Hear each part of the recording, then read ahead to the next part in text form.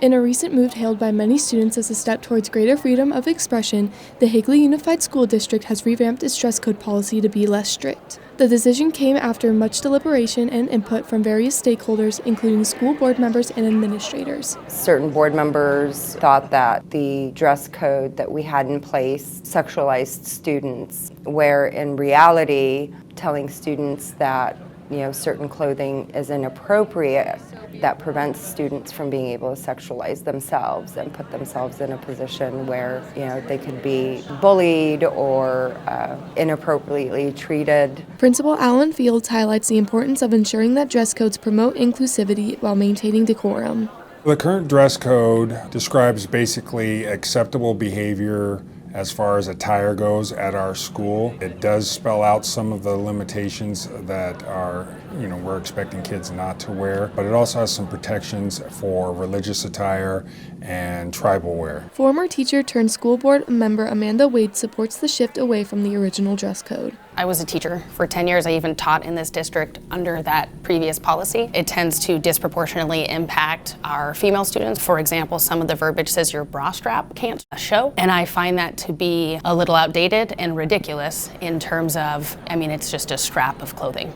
Wade's remarks underscore the broader debate surrounding dress codes and their potential effects on students' self-esteem and academic performance.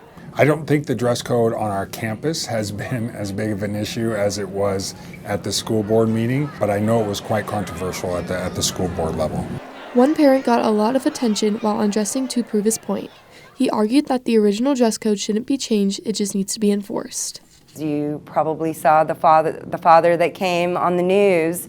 He made a very good point that if it's inappropriate for a board meeting, imagine how inappropriate it is to wear to school. Indeed, the changes to dress code have sparked discussions among students and parents alike. Some argue that relaxed regulations empower students to express themselves freely, while others express concerns about maintaining a conducive learning environment. I think that the dress code is fair because school is still a place where you should be respectable in your clothing and stuff, but I think that students should also be free to show up in what they want to show up as long as it's appropriate. There should be a certain standard for both men and women in the way that they dress and make themselves look at school, and I don't really think that the school dress code is as enforced as it should be.